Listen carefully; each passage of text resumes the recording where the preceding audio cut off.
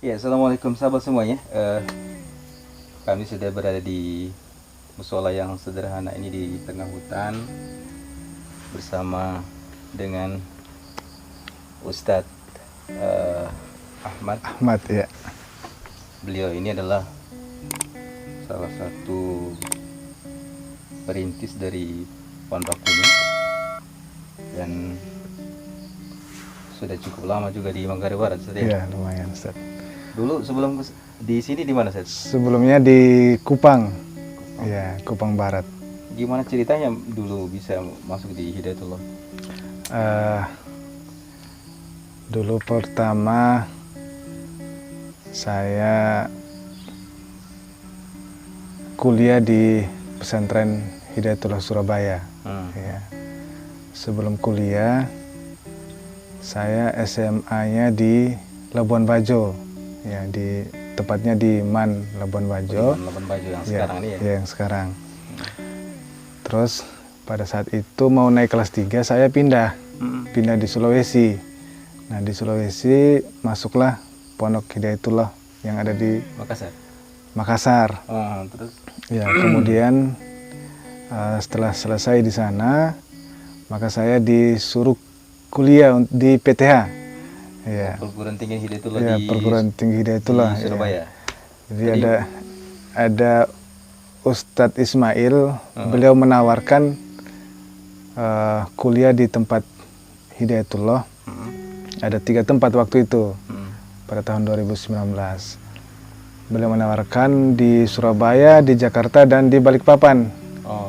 Dan alhamdulillah saya pilihnya di Surabaya. Maka kuliahlah di sana.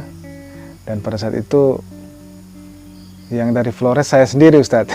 Tidak ada orang. Iya, tidak ada orang teman dari Flores pun tidak ada satu pun, hanya sendiri ya.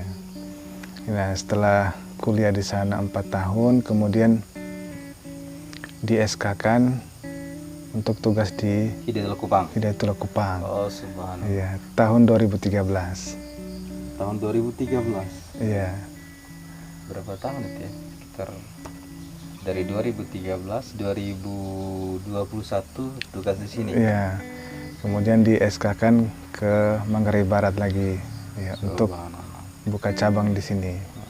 Berarti kembali ke daerah tempat. Alhamdulillah, Ustaz. Dari Soknar. Iya.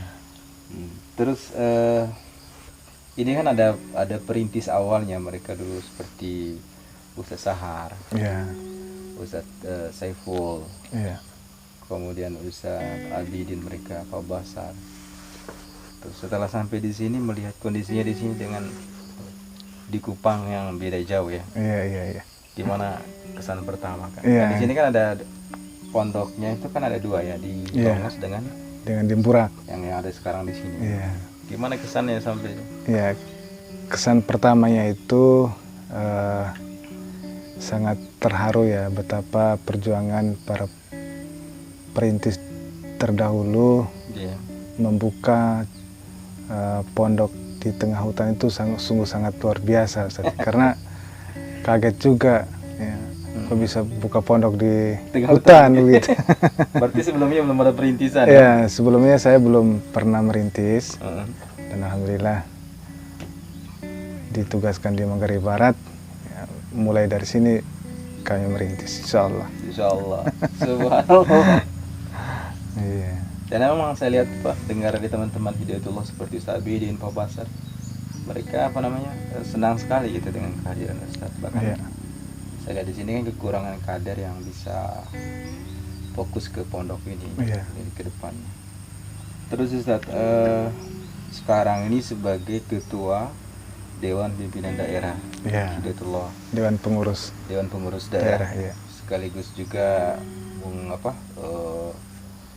mendidik juga di pondok ya. Terus tantangannya apa sih? Yang dilongoskan di pulau, bolak-balik Longos, Labuan sini gitu ya. Tantangannya apa sih? Yang pertama, kondisi geografisnya antara Pulau Longos dengan Burak itu sudah menempuh jalan sangat jauh ya Ustaz ya. Itu bisa lewat laut, bisa juga lewat darat. Ya. Nah kalau yang lewat darat ini yang agak susah ini Ustaz. Nah lewat laut juga tidak kalah susah kalau musim gelombang Ustaz. Ya. Gelombang tidak bisa ya, ini ya. Ya letak geografisnya itu yang membuat lumayan disitulah mungkin nilai ya mobilitas, nilai perjuangannya di situ mungkin kita ya nikmati saja begitu Ustaz. Yang sekarang di Longos itu ada berapa santri sekarang? Sekarang santrinya di sana putra putri ada 93 Ustaz. Alhamdulillah. Alhamdulillah. Berarti Ya. untuk yang aliyah atau yang Untuk tingkat aliyah, Aliyah. ya. di sini belum ada sama sekali ya? Iya.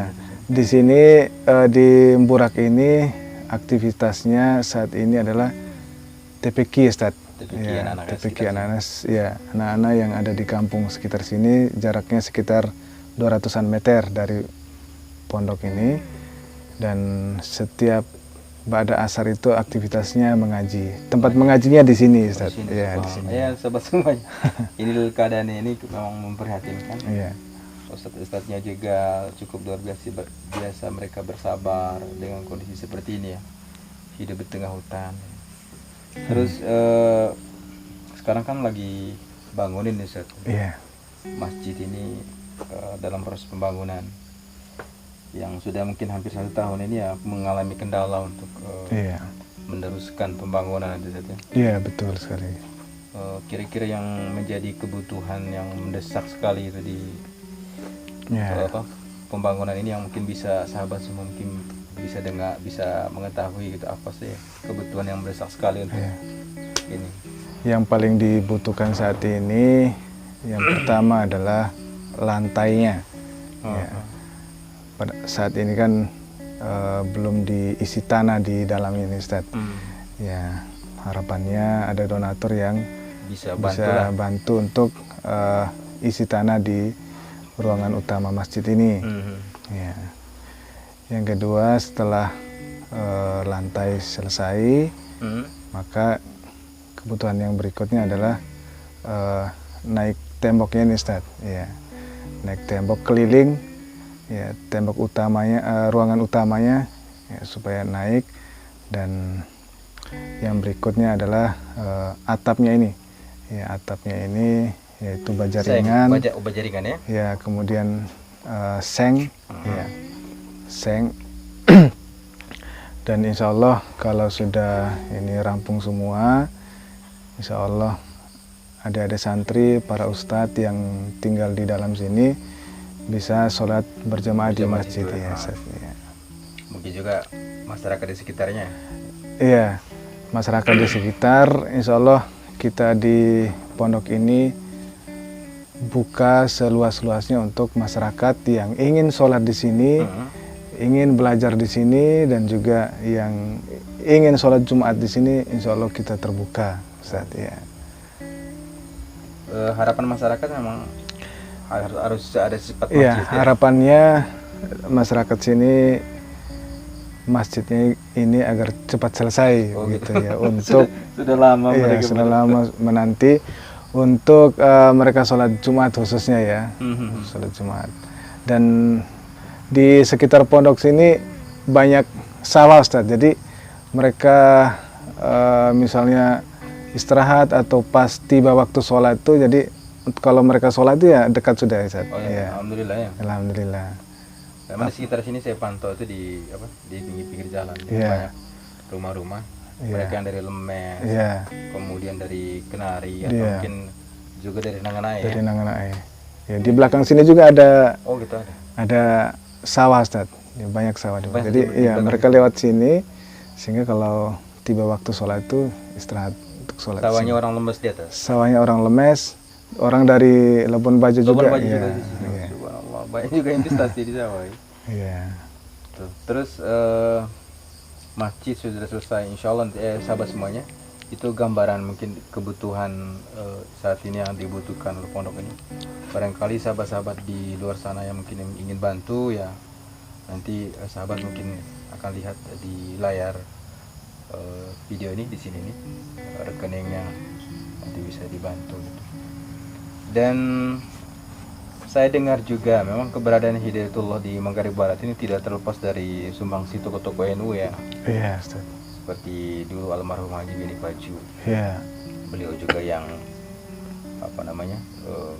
keluarga beliau, dan beliau juga punya sumbangsi terhadap pondok yang ada di Longos yang sekarang sudah berjalan. Nah, ini juga saya dengar sudah lama ini Haji Safa sudah mewakafkan tanah ini. Beliau juga ini salah satu muhtasar NU Mabar ya. Kira bagaimana gitu respon terhadap donatur-donatur ini, terutama perhatian para tokoh ini untuk yang saat ini di Mabar terhadap Hidayatullah ya khususnya. Alhamdulillah kami sangat apresiasi dan ucapkan terima kasih banyak yang sebesar-besarnya, karena memang Hidayatullah ini adalah hadir di Manggarai Barat ini ya, istilahnya seumur jagung di Manggarai Barat ya khususnya ya, sehingga para tokoh-tokoh dari NU alhamdulillah support, dukung kepada keberadaan Hidayatullah ini, dan kami sangat-sangat berterima kasih kepada beliau-beliau tokoh-tokoh yang sudah membantu dan juga yang sudah mendukung kegiatan kita di Manggarai Barat ini. Alhamdulillah ya. Alhamdulillah. Memang jarang ya saya lihat itu di mana-mana ada pondok itu disupport. Paling dari masyarakat di sekitar mereka wakafkan. Terus gimana sih ini? Apa teman-teman makan atau apa? Gimana? Dengan kondisi di hutan begini kan, teman-teman sumber makan dari mana gitu ya? Ini perlu sahabat tahu juga nih. Merintis pondok di tengah hutan, gimana makannya itu kan? Alhamdulillah untuk akomodasi. Alhamdulillah ada donatur di luar, di Labuan Bajo. Setiap minggu mengantarkan lauk pauk, kemudian beras dan juga kebutuhan yang lainnya seperti minyak goreng, dan mie. Nah, itu beliau antar setiap hari Ahad ya, setiap hari Ahad ya beliau silaturahim dan antar ke sini. Dan ini tidak hanya satu orang, beberapa orang ya? Ada beberapa orang. Luar biasa orang, ya Allah. Memang masyarakat Labuan Bajo itu ya luar biasa